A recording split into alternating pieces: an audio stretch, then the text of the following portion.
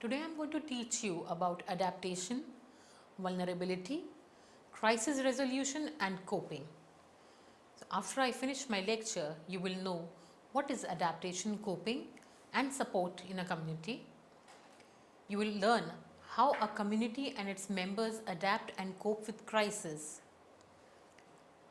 You will also come to know about the resources available in a community like support and coping strategies. You will be able to evaluate the degree to which individuals and communities work alongside. And finally, you will also understand the need and importance of studying the adaptation, coping and support in the community context. Let me give you an introduction to adaptation, vulnerability, crisis resolution and coping. Now, adaptation refers to both the current state of being adapted and to the dynamic evolutionary process that leads to adaptation. If individuals do not adapt well to the community, they exhibit maladaptation, which makes them more vulnerable to having developed the platform for problems encompassing both mental and physical health. Kaplan defines crisis as a short period of psychological disequilibrium in a person who confirms a hazardous circumstance that for him constitutes an important problem which he can for the time being neither escape nor solve with customary problem solving resources. And finally, coping. Coping refers to expending conscious effort to solve personal and interpersonal problems and seeking to master, minimize or tolerate stress or conflict. Let's go on to adaptation and crisis. An adaptation, also called an adaptive trait in biology, is a trait with the current functional role in the life history of an organism that is maintained and evolved by means of natural selection. Adaptation refers to both the current state of being adapted and to the dynamic evolutionary process that leads to adaptation. Adaptation contributes to the fitness and survival of individuals. Organisms face a succession of environmental challenges as they grow and develop and are equipped with an adaptive plasticity as the phenotype of traits develops in response to the imposed conditions. Adaptation is important for an individual as it plays a vital role in the community context. An individual should be flexible enough to adapt oneself to the ongoing changes in the community so as to be able to be a part of it. The problems start arising because of maladaptation to a particular environment. The individual will start facing certain amount of stress which, if not coped, leads to the draining of the individual resources, becoming taxing on the individual's well-being and functioning, and lead to severe problems like anxiety, depression, low self-esteem. On the other hand, communities should also be plastic. The problems not only arise due to deficiencies in the individuals but also because of the rigid and the orthodox nature of the communities. The communities should look into the ways of their functioning and adapt them according to the needs and demands of the individuals to give them maximum benefit. Let's talk about crisis now. Crisis intervention is a relatively new field in community psychology. Its origins are usually dated in the 1940s and 1950s, with Linderman's pioneering work on grief and bereavement after the Coconut Grove Club fire in Boston and with the work of Kaplan at Harvard University. The 1960s and 70s were periods of further elaborations of crisis theory and interventions with the development of the suicide prevention centers and crisis centers and other agencies. New conceptualizations of services and important innovations in intervention areas were developed during the period. In the last few years, efforts have concentrated on the evaluation of crisis intervention programs and on further developing crisis intervention practice. Crisis intervention was initially developed as a response to the growing demand for services in situations where immediate assistance was required for a large number of individuals. The shortage of personnel and the fact that most therapies are in practice short term, average of 4.7 contacts with therapists according to the National Center for Health Statistics, has further contributed to the development of crisis intervention and to its becoming the treatment of choice for many clients. The origins of crisis theory are usually attributed to Lindemann's classic study of grief reactions. Lindemann in 1944 established the basic framework for defining the symptomatology of a crisis. He reported on the evaluation and treatment of 101 persons who had experienced a recent death of a close relative, a number of whom were connected to the victim of the Boston's Coconut Grove club fire.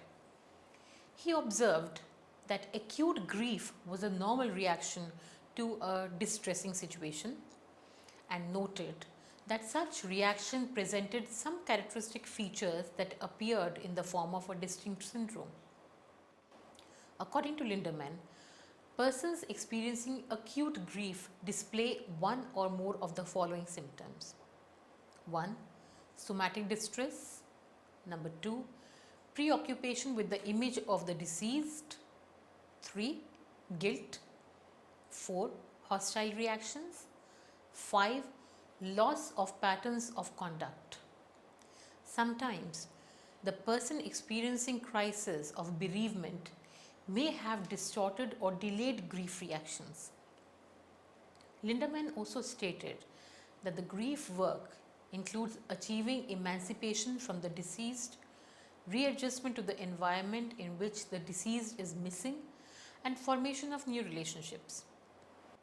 His contribution has been considered the starting point for the development of crisis theory.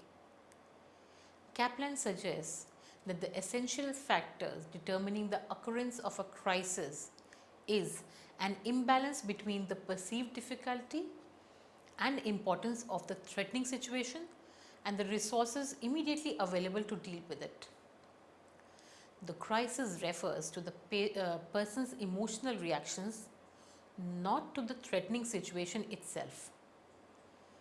Moving on to Kaplan's crisis theory, which is grounded in the concept of homeostasis. According to him, the organism constantly endeavors to maintain a homeostatic balance with the outside environment. When this balance is threatened either by the physiological or the psychological forces, the individual engages in problem-solving activities designed to restore this homeostatic balance. A crisis is considered an upset of a steady or homeostatic state. Rappaport has followed Lindemann and Kaplan's approach to crisis theory and made important contributions to the theory and practice of crisis interventions. She defines a crisis as seen as something that upset in a steady state when an individual finds himself in a hazardous situation. The crisis creates a problem that can be perceived as a threat, a loss, or a challenge. Rappaport argues that three interrelated factors usually produce a state of crisis: a hazardous event, a threat to life goals, and the inability to respond with adequate coping mechanisms. Characteristics of a crisis have various theorists which have included some of the characteristics of a crisis in their definition of the state of crisis. Therefore, we won't refer to them again. There are, however, other characteristics that deserve mention, some of which are initially described by Kaplan and have been further elaborated by other authors. An important characteristic of crisis reaction is that they are time limited. Most of them are resolved for better or for worse within 6 to 8 weeks. As Lindemann pointed out, behavior in crisis is unique. It is related mainly to the crisis itself and not much to pre-morbid personality. The outcome of the crisis is not determined by its antecedent factors, such as the nature of the problem, the individual's personality or his experiences, although these factors do have an important influence on the outcome. What actually occurs depends on the interplay of internal and external forces during the crisis, the actions of the subject and the intervention of others. During the crisis, the individual experiences an increased desire to be helped by others and is more open and amenable to outside intervention than at times of stable functioning. Crisis actually means a turning point. In a crisis, usual methods of problem solving are not effective or they might not be available.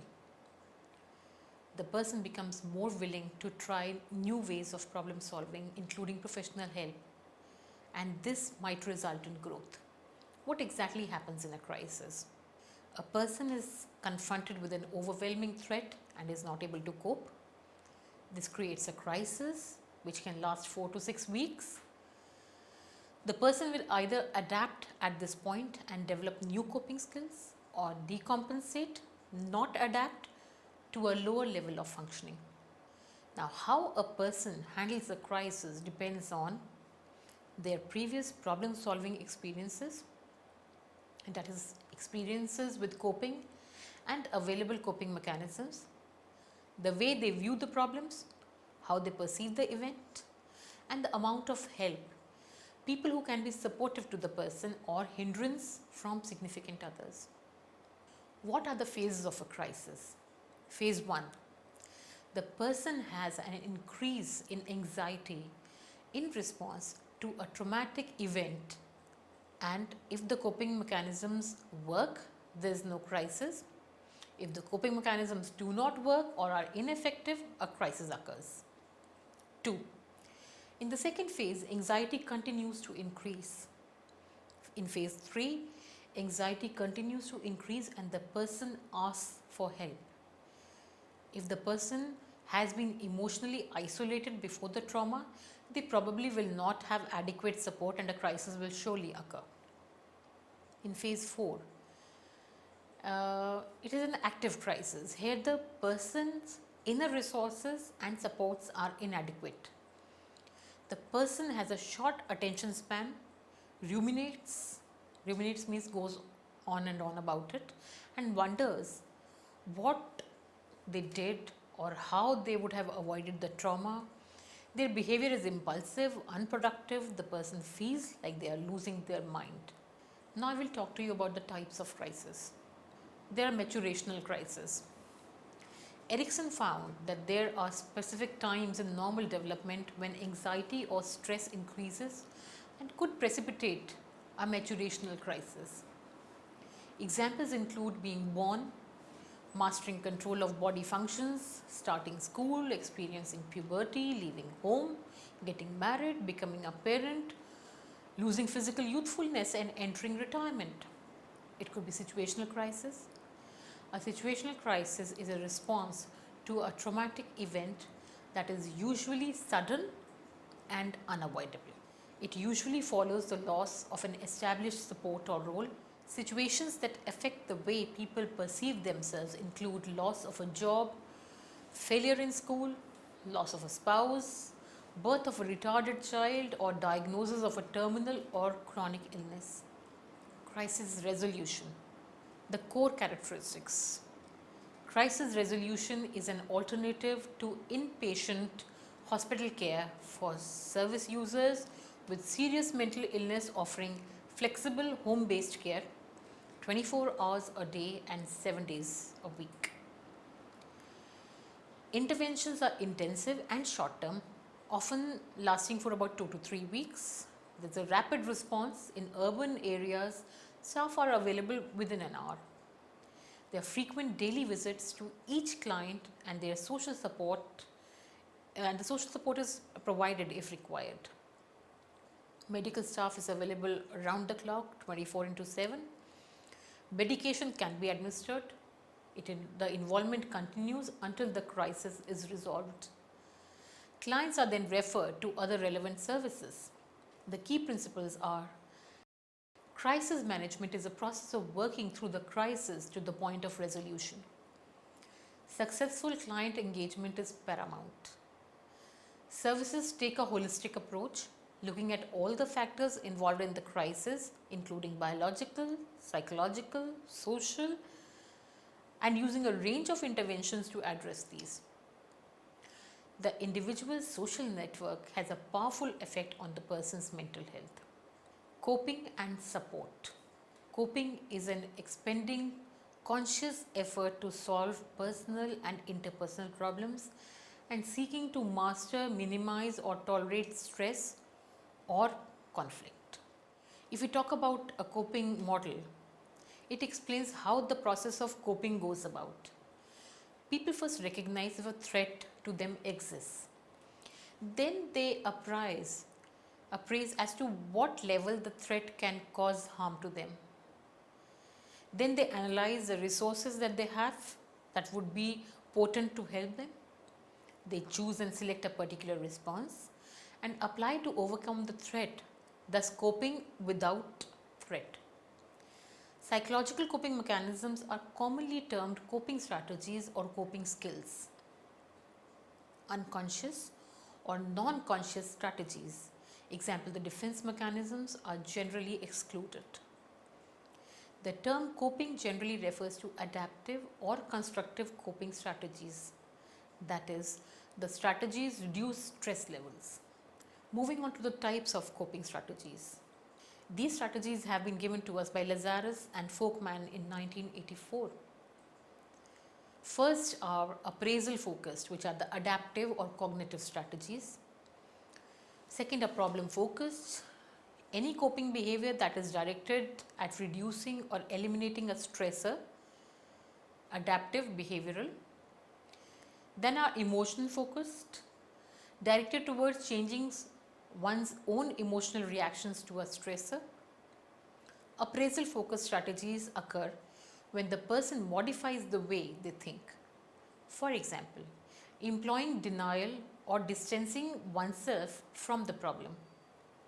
People may alter the way they think about a problem by altering their own goals and values, such as by seeing the humor in the situation. Some have suggested that humor may play a greater role as a stress moderator among women than in men.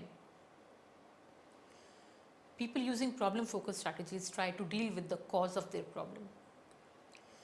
They do this by finding out information on the problem and learning new skills to manage the problem. Problem-focused coping is aimed at changing or eliminating the source of stress. Emotion-focused strategies include releasing pent-up emotion, distracting oneself, managing holistic feelings, meditating, or using systematic relaxation procedures. Emotion-focused coping is oriented towards managing the emotions that accompany the perceptions of stress.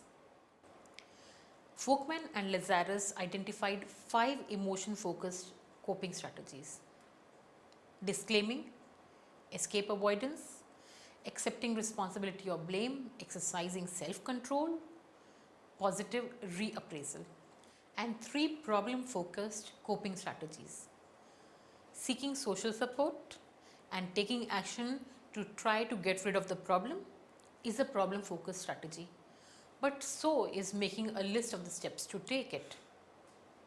Now I shall talk about support. Support is very crucial for the individual members of the community to avoid the problem from being critical, and also for the community for the welfare of its members. Social support is the perception and actuality that one is cared for, has assistance available from other people, and that one is part of a supportive social network. These supportive resources can be emotional, for example, nurturance, they can be tangible, for example, financial assistance, they can be informational, for example, advice, or they could be companionship, that is a sense of belonging, and intangible, which could come in the form of personal advice. Social support can be measured as the perception that one has assistance available and the actual received assistance, or the degree to which a person is integrated in a social network. Support can come from many sources such as family, friends, pets, organizations, co-workers, etc. Government provided social support is often referred to as public aid. What are the benefits? First benefit is in mental health. In stressful times, social support helps people reduce psychological distress, for example, anxiety or depression. Social support has been found to promote psychological adjustment in conditions with chronic high stress like in HIV, rheumatoid arthritis, cancer, stroke and coronary artery disease. People with low social support report more subclinical symptoms of depression and anxiety than do people with high social support. In addition, people with low social support have higher rates of major mental disorder than those with high support. These include post-traumatic stress disorder, panic disorder, social phobia, major depressive disorder, dysthymic disorder, and eating disorders. Next is physical health. Social support has numerous ties to physical health, including mortality. People with low social support are at much higher risk of death from a variety of diseases, for example, cancer, cardiovascular diseases. Numerous studies have shown that people with higher social support have an increased likelihood for survival. Individuals with lower levels of social support have more cardiovascular diseases, more inflammation and less effective immune system functioning, more complications during pregnancy, and more functional disability and pain associated with rheumatoid arthritis, among many other things. Conversely, higher rates of social support have been associated with numerous positive outcomes. Let me summarize what I have taught you today. The importance of adaptation for the community and the individual members that are part of it to bring about change, as the key to change lie in the individuals. When people in need seek help, they are often in a state of crisis. In the state of crisis, the person seems preoccupied, guilt over inability to solve problem, physical distress, aimless activity, changes in relationships with others. But these can be overcome by offering help to the person in crisis at the initial stage. Different coping mechanisms can help individuals to overcome their crisis state, and the support offered by the community also plays a vital role to help the community members.